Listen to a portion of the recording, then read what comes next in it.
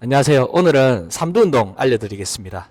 저번 이두편 영상을 안 보신 분들은 이두편 영상을 보시고 그 다음에 어제 올려드렸죠. 네. 그 견갑 안정화 운동. 그 운동을 하시고 이렇게 삼두 영상을 보시면 훨씬 더 이해가 편하실 겁니다. 자, 오늘은 저희 센터에는 삼두 이렇게 머신이 없어가지고 네, 대표님 좀 사주십시오. 머신이 없어가지고 이렇게 많이들 하시는 이 라인 트라이셉스 익스텐션을 가르쳐 드릴게요. 근데 얘랑 이 삼두 머신하고 원리는 똑같습니다. 아마 헬스장에는 삼두 머신이 있으신 분들도 있고 없으신 분들도 있을 거거든요. 근데 웬만한 이두 머신은 하나씩 다 있으실 거예요.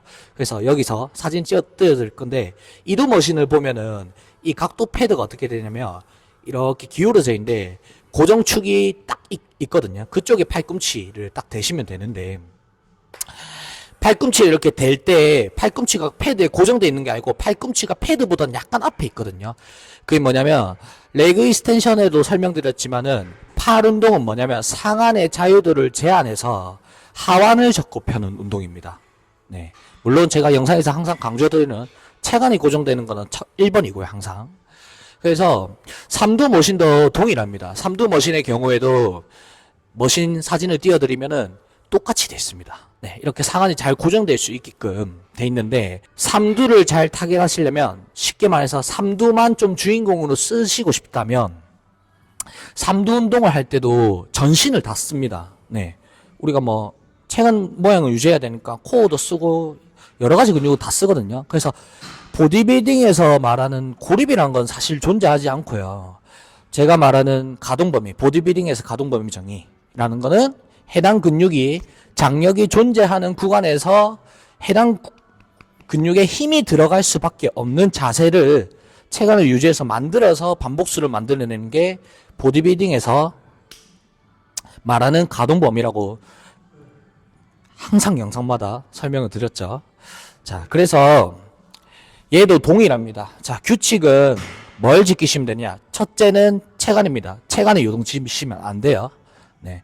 그래서 체간을 인지하시는 법은 꼬리뼈 위치를 잘 인지를 하시고 이전 영상에 안정성 훈련하시면은 딱 바를 잡으면 뭐가 느껴지냐면 꼬리랑 팔의 위치가 느껴져요. 팔꿈치 위치. 그래서 걔를 인지하시고 세 번째는 얘는 뭘 제한해야 되면 손목 관절입니다. 손목 관절. 자, 그 사진 띄워드릴게요. 네. 바이셉스 포즈 잡으면 손목을 막 이렇게 되신 분들도 있고 막 이렇게 되신 분들도 있고 이랬죠. 네. 사람마다 구조가 조금씩 다르긴 한데 이런 손목 관절의 자유도를 제한하지 못하면 얘를 아마 주먹을 이렇게 쥐시고 이렇게 몸을 움직이면 손에서 압각이 바뀌어지신다는 게 느껴지실 거예요. 그래서 실제로 체간 유지를 못하면 이 내가 잡고 있는 물체를 정확하게 보낼 수가 없습니다. 네. 그리고 이런 조준이 안 되면 쉽게 말하면 저는 조준이라고 하거든요. 고립이라 안 하고 조준이 안 되면 어떤 방식으로 운동을 하는 거냐면 골프로 예를 들면 채를 일단 세게는 휘두르는데 네, 공이 안 맞는 거예요. 공이 설상 공이 맞았다고 해도 내가 원하는 방향으로 보내질 못한다. 네. 그래서 조준이 잘 되려면은 이렇게 체간이 고정되셔야 한다. 그리고 세 가지 규칙을 설명드렸죠. 제가 이제 시범을 보여드릴게요. 근데 제가 이거 하기 전에 여쭤볼게요. 마이크 제가 한쪽만 차니까 이어폰 끼면 한쪽만 들린다 하더라고요. 근데 이렇게 꼭 두 개를 차야 되나요? 이게 좀 해결하시는 분들, 하실 수 있으신 분들 있으시면 좀 저한테 말씀 좀 해주세요. 이 마이크는 보야 마이크거든요. 네, 구독자분들 제가 좀 완전 초보라서 부탁을 좀 드리겠습니다. 자, 그래서 보여드려야겠죠. 제가 또 몸에서 좋은 부위가 또 삼두거든요. 그래서 자, 먼저 누우실게요. 이렇게 누우셔서 뭘 하시냐. 자, 누워서 이렇게 했죠. 하시다 보면은 먼저 꼬리뼈 위치를 인지하시고 팔꿈치 위치가 느껴지시거든요. 그때 시작 위치에 따라 좀 달라져요. 근데 실제 움직이는 범위는 동일해요. 자, 만약에 이쪽으로 오셔서 시작하신다. 그러면 이 상태에서 팔을 그대로 접을 건데, 팔꿈치를. 이 팔꿈치가 뒤로 넘어가면 안 됩니다. 이건 안 돼요. 네. 이거는 넘어가 보시면 알겠지만, 접으면서 얘가 넘어가면 손목에서 바로 압각이 바뀝니다. 이거는 광배근 운동 하시는 거예요. 광배근 운동. 네. 왜냐면 이렇게 되면 체간이 이렇게 무조건 신전되거든요. 제가 저번 편에도 말씀드렸지만 체간이 신전되면 가장 사경하기 쉬운 게 광배근입니다. 그게 견갑상할 리듬을 깨트리는 주범이기도 하고요. 그래서 갈비뼈가 들리시면 안 됩니다. 얘도 마찬가지.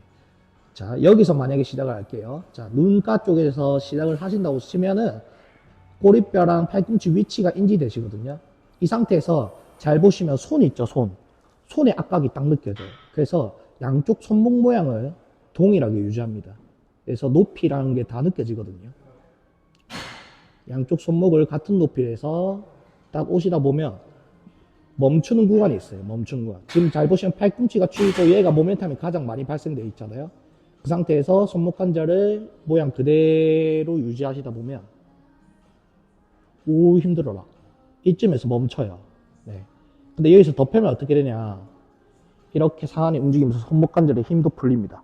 그래서 이런 프리웨이트들은 중력이 항상 수직 방향으로 작용하기 때문에 이 상태에서 고리뼈 위치 인지하시고 팔꿈치 높이가 느껴진다. 손목 높이도 느껴지시거든요. 그 두 개를 손목 각도가 바뀌지 않고 동일하게 오신다.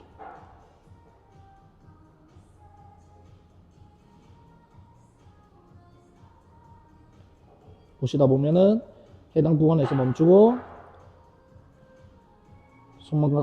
손목 각도를 유지하면서 가시다 보면 딱 장력이 존재하는 구간이 있어요. 지금 보시면 제가 스티커 띄워드릴 건데 장력이 가장 많이 존재하는 구간이고 장력이 풀리기 직전 구간인데 이렇게 가면 이렇게 풀립니다. 자, 그래서 이 상태에서 접고 이렇게 넘어가시면 지금 이건 뭐냐 모멘텀이 같이 따라가는 거잖아요. 이렇게 되면 모멘텀이 없습니다. 그러면 이렇게 되면 중력도 못 받을 분들은 어떻게 되냐면 제가 펴볼게요. 펴면 이렇게 움직여요 무조건. 네. 그래서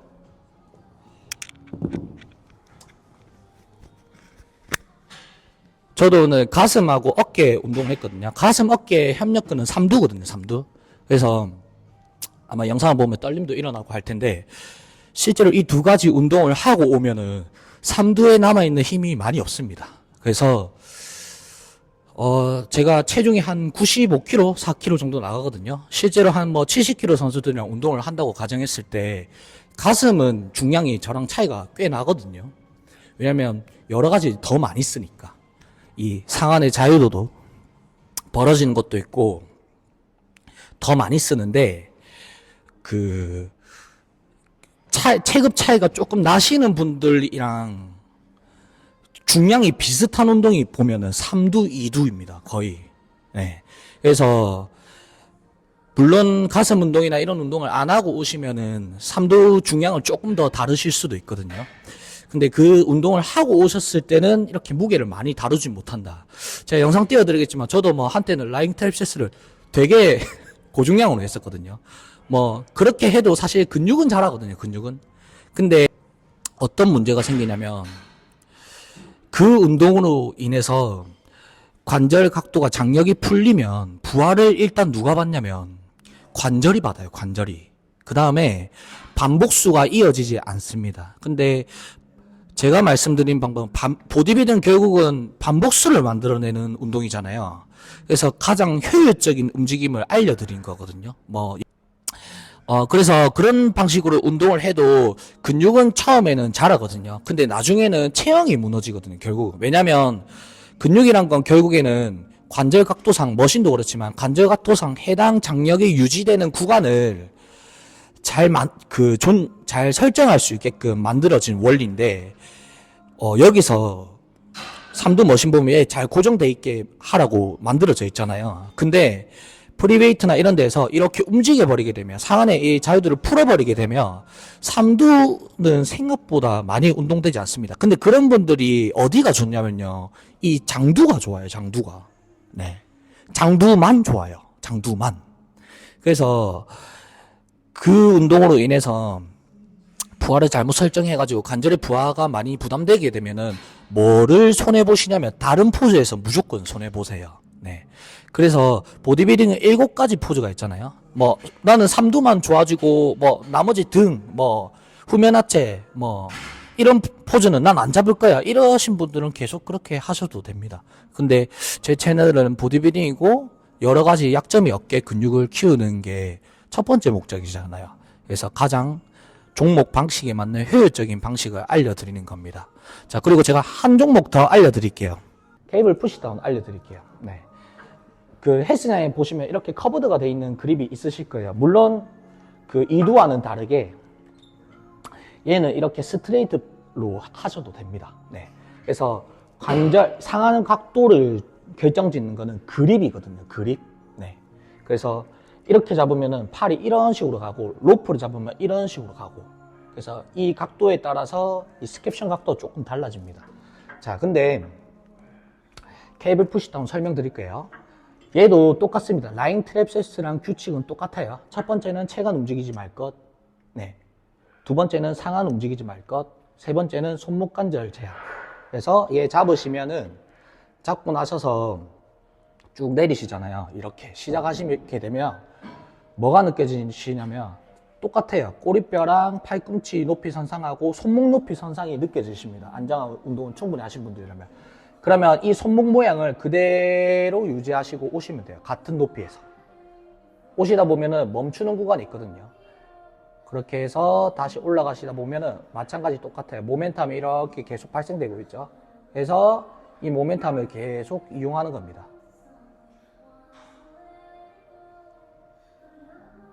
자, 근데 만약에 여기서 쓱 가서 이렇게 펴시게 되면 이거는 모멘텀이 이 얘랑 삼두기 좀 팔꿈치랑 가까워지면서 없고 이렇게 되면 어떻게 되냐면 올라갈 때 이렇게 상한 다시 딸려가면서 모멘텀이 계속 따라가는 거예요. 따라가는 거. 계속 가까워지는 거. 그래서 막 이렇게 하신 분들 있잖아요. 이거는 모멘텀이 없는 겁니다. 없어요. 중량도 많이 다루시거든요. 그렇게 하면. 간단하죠. 모멘텀이 가까우니까. 네. 자, 그렇게 되면 그 관절 각도상은 아마 이거 해보시면 알아요. 제 허리 보이나? 이거 해보시면 알아요. 허리가 가시도 된다는 거. 이미. 네. 막 이렇게 하시잖아요. 이거는 잘 보시면 근육을 단축 쥐어짜기만 하고 지금 보면 얘도 핀이 올라가거든요. 올라갈 때 이렇게 데미지 1도 안 들어갑니다. 네. 물론 이렇게 해도 운동이 되긴 되거든요. 처음에. 네.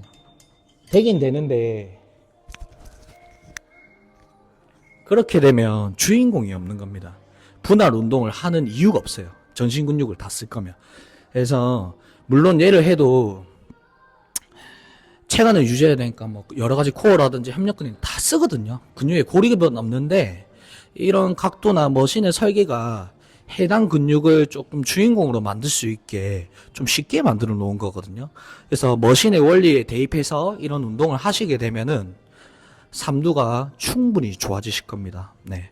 그래서 오늘 영상은 여기까지 하고, 그리고 다음 편에는 제가 보디빌딩과 뗄 수 없는 영양을 좀 알려드릴 건데, 왜 이렇게 운동을 해야 하는지, 그리고 똑같이 운동하고 식단하고 하는데, 얘는 좋아지고 왜 나는 안 좋아지는지, 그리고 그렇게 운동하신 분들은 왜 시합 다이어트가 안 되는지에 대해서 한번 제가 깊게 파헤쳐서 네, 알기 쉽게 설명드리겠습니다. 오늘 영상 여기까지 하겠습니다. 감사합니다.